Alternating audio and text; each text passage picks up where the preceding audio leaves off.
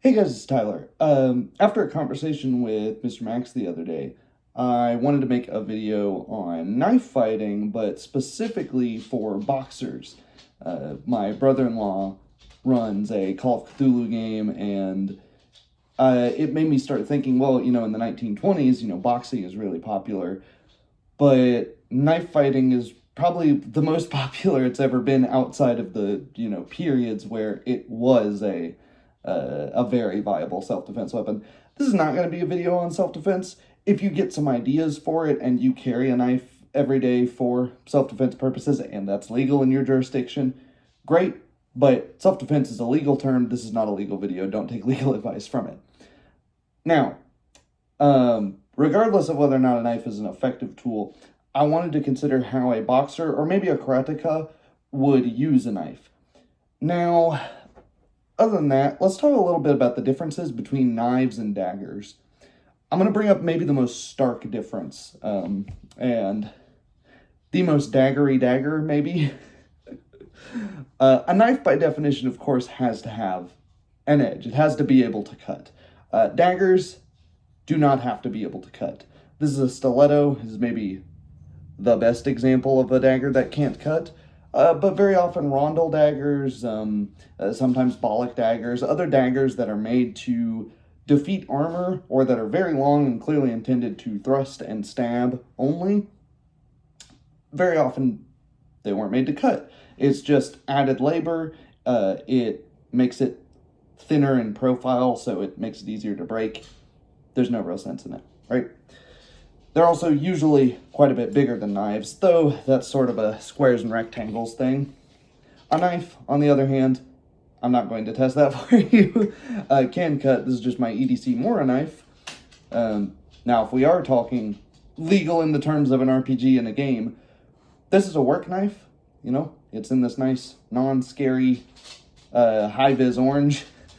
If I was attacked and suddenly just drew my work knife and fended the attacker off, well, hey, maybe I have an argument if I have a good diplomacy or bluff in that event, the event that it was nefarious. I can convince the cops or the guards or whatever that, oh, no, the guy attacked me and I had my work knife, so there you go. Now, we can talk reverse grip, forward grip. For boxers, I prefer reverse grip. Also, for the reason of if you have this sitting on your hip, especially if the clip is reversed, it's very easy to draw here. And if you are right-handed, you're very used to throwing with the left hand, especially if you are an orthodox boxer. If you're a karateka, usually we tend to practice a little more ambidextrously just because there's kicks involved, and whenever there's kicks involved, every time you kick, you pretty much switch your stance. I don't really have room to kick here. There's a chair right in front of me, but yeah. So whereas somebody who's trained to fight with knives may keep the knife in a forward position like this and be doing a lot of slashes with it, I would prefer this exclusively for a boxer, and even as somebody who's much better with daggers and knives than he is, and has done a lot more sparring with those than with boxing, although I did karate for quite a long time. There's a lot of overlap, not all of it though. I prefer this grip as well. Here's a couple of the reasons. Okay, so if I take a pretty basic wide boxing stance, low into a long guard, I can use my lead hand, if I don't have the knife in my lead hand, to tie up with my opponent and then strike hammer fist.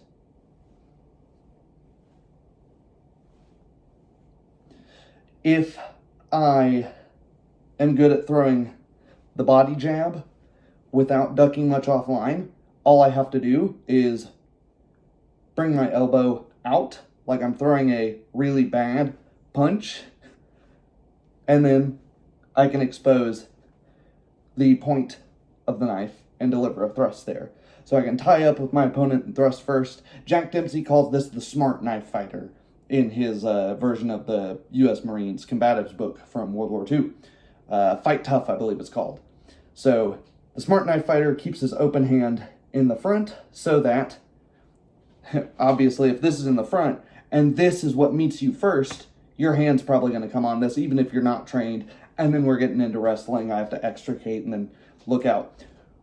Whereas if my open hand is the first thing that comes, whether it's throwing a jab and a strike, corkscrew jab, straight jab, vertical fist, it doesn't really matter, or throwing a palm strike, or just tying up with your arm, then this comes, this comes, this comes if you're more in the karate style. And the tricky thing about this is halfway through where it starts, it could go straight, it could twist and come at an angle, or it could drop lower. So from this tying up, either stunning or tying up or whatever, meeting with one hand or just knocking you off balance, now you've got a three-way guess as to where this is going, right? Compared to our boxing combination of our 1, 2 to the face, 2 to the body, tie up, lean in with a clinch, just weigh them down. It's the same sort of concept. Now, hooks are also valid. And the nice thing about a hook for our boxer, or even our karate kagezuki, if you're in a style that practices the hooks, is we really don't have to change the biomechanics for the hook at all.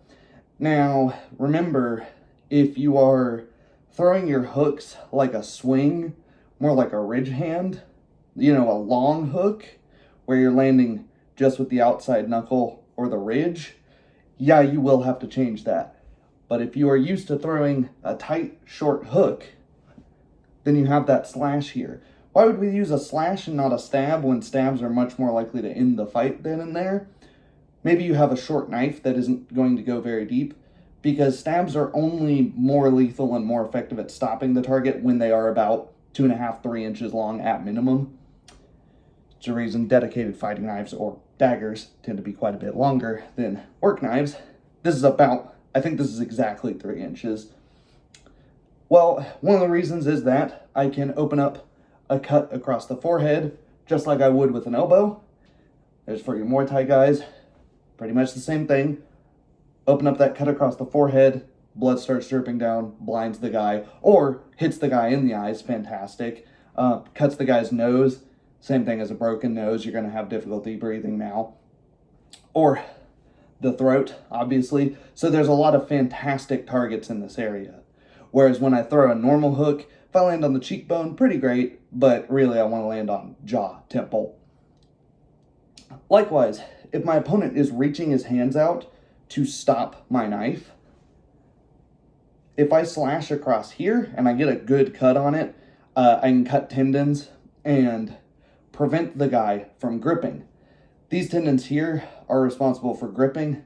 The ones on the outside are responsible for releasing. So here, and there's also quite a few more blood vessels through here, so you're more likely to end the fight via blood loss, or at least gain a great advantage. Now, as far as uppercuts go, same thing. Basically, instead of twisting our hand, though, at the end so that we don't strike with the 2 small knuckles, because here our knife would obviously not do much, we're just going to come straight up. And here, likewise, if our opponent is throwing both of their hands down to stop maybe an under thrust like this, we can start here, get them to put their hands down to block that thrust, and then cut out. Or cut in. So here, coming this way, hand comes down to meet it. I slash that hand as it comes up. Slowly.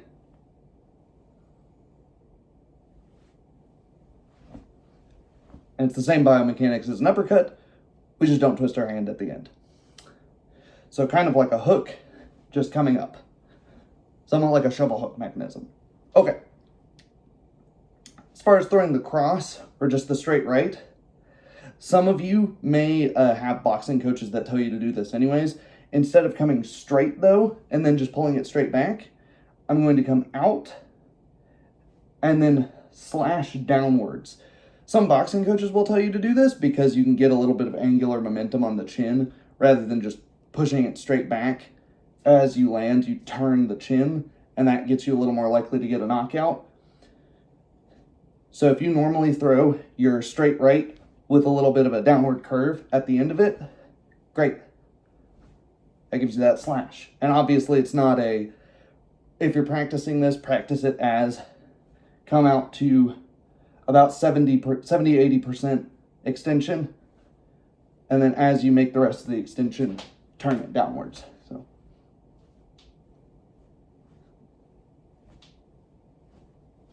And again, same thing, you're slashing across the face here, opening up all sorts of cuts and nasty stuff. And if the hands are reaching out, slashing those as well. If the other guy has a knife also, if I'm coming down here, you know,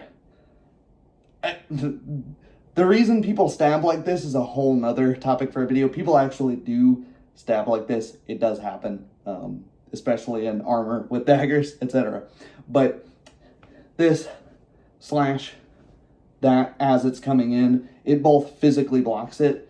And if you see the karate forms like so, the upper block, to me that makes a lot more sense with a knife in hand, because I can use the knife or a stick or a tonfa or whatever to brace against the attack and slice as I come up.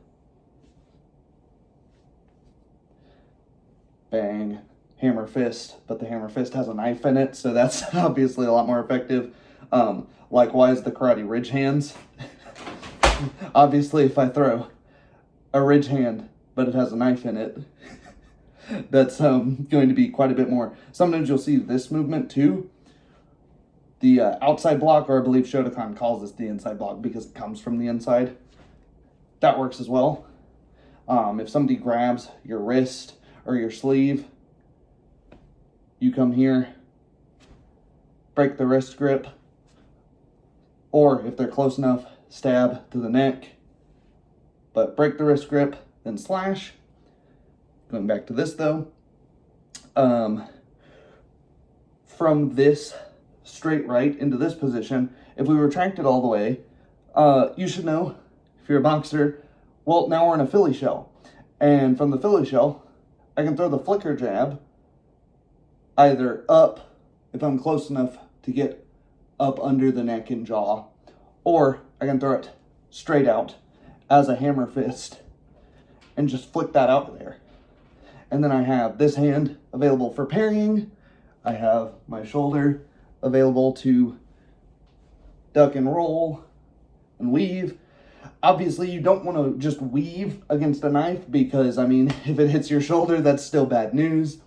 But if the guy has like a blunt instrument, like a 2x4, that's kind of okay to take on your shoulder instead of on your head, obviously. So you roll that, stab the guy in the arm. Joachim Meyer says, you know, if you have the guy's arm out of the way and he's just way longer than you, or he's pulling back and you can't really reach his body or his head, that's okay, just stab him in the arm. If the arm's what's got the weapon, you're gonna end the fight even if you don't kill or incapacitate him, especially if it's a two-handed weapon. Yeah, hopefully that gives you guys some ideas. There's probably more I could say here. Just wanted to make a quick video before I head out to work. So hopefully that helps. See ya.